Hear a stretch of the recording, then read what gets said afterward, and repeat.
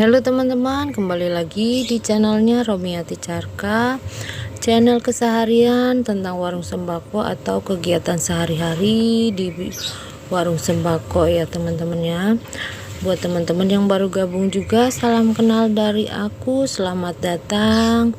Dan buat teman-teman, terima kasih sudah mengklik video aku ini yang tidak seberapa ini dan yang masih belajar ini. Mudah-mudahan teman suka dengan video aku ini, dan jangan lupa bantuannya untuk support channel aku supaya channel aku lebih berkembang lagi dengan menekan tombol like, comment, dan subscribe ya. Nah, di video kali ini seperti biasa aku mau bongkar-bongkar belanjaan, dan mudah-mudahan teman-teman gak bosen ya, karena setiap hari emang kerjaan di warung sembako itu seperti itu, apalagi setelah berbelanja banyak ya teman-teman ya.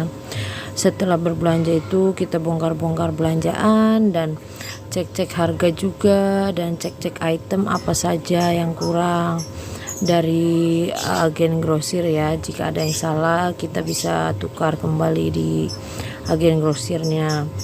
Dan di video kali ini juga aku mau membahas 5 cara mengelola stok barang di warung sembako ya teman-teman.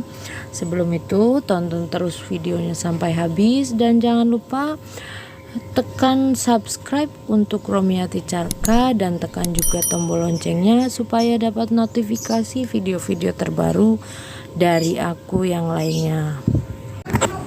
Nah, tips-tips mengelola stok barang di warung yang bisa kamu lakukan yaitu yang pertama itu mengelompokkan jenis produk ya teman-teman.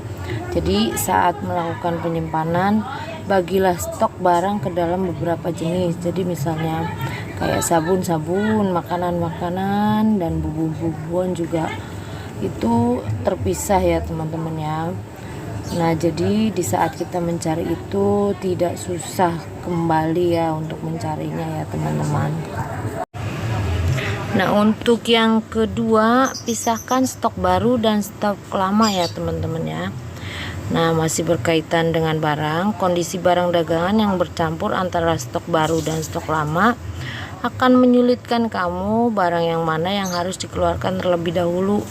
Barang stok lama tentunya akan semakin dekat dengan tanggal kadaluarsanya ya. Itu yang dinamakan sistem FIFO ya teman-teman. Kalau dulu aku kerja di restoran itu namanya sistem FIFO. Jadi yang lama itu dikeluarkan dulu. Nah, untuk menghindari kerugian berupa stok loss, pisahkanlah barang-barang stok baru dan stok lama. Barang yang telah lama tersimpan sebaiknya dipajang di area warung agar lebih cepat terjual terlebih dahulu. Nah, kemudian tips yang ketiga yaitu cek sebelum disimpan ya teman-teman. Sebelum melakukan penyimpanan selalu cek terlebih dahulu kondisi barang dagangan. Langkah ini perlu dilakukan agar kamu mengetahui barang mana yang mengalami kerusakan, salah produksi, dan kondisi yang tidak baik agar tidak malah menyimpannya di dalam gudang. Jadi jika barang reject, bocor, atau dan yang lain-lain, jadi tidak disimpan ya teman-teman. Kalau perlu segera dikembalikan ke agen grosirnya. Kalau sudah berlangganan itu mereka pasti bisa untuk ditukar ya teman-teman.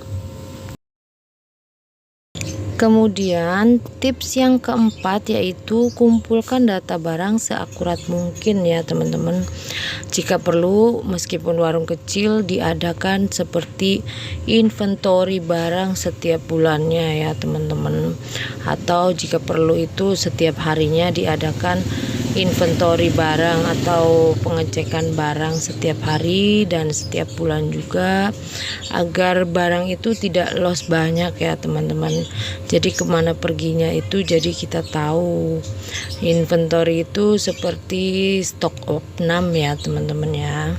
Nah, dan tips yang terakhir yaitu membuat proyeksi persediaan barang. Saat berjualan tentunya kamu tidak ingin terjadi kondisi barang kosong saat ada pelanggan yang ingin membeli. Nah, untuk mengantisipasi hal ini, kamu perlu melakukan proyeksi ketersediaan barang. Dengan data yang telah kamu buat, kamu akan dapat mudah membuat proyeksi. Proyeksi dibuat dengan membandingkan data periode ini dengan periode sebelumnya.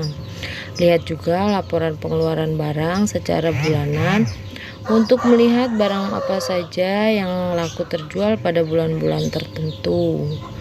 Oke, sekian saja ya teman-teman tips dari aku, semoga bermanfaat buat teman-teman semuanya. Jika ada penyampaian dari aku yang kurang berkenan di hati teman-teman, mohon maaf dan mohon dimaklumi karena aku juga masih belajar ya. Di sini kita sama-sama belajar, bukan maksud menggurui atau mengajari. Di sini kita hanya berbagi saja ya teman-teman.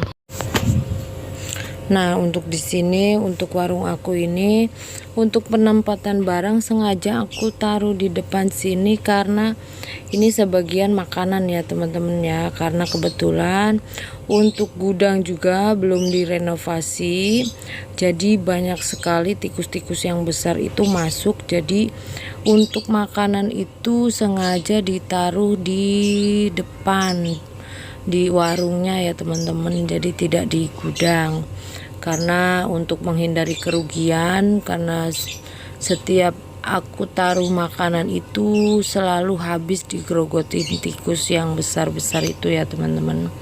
Jadi untuk di sini gudangnya itu aku hanya taruh untuk stok minuman mineral water ya teman-teman, atau air putih seperti Oasis, Aqua dan Le Mineral. Itu aku taruh di sini karena atasnya pun masih bolong, jadi belum direnovasi semua.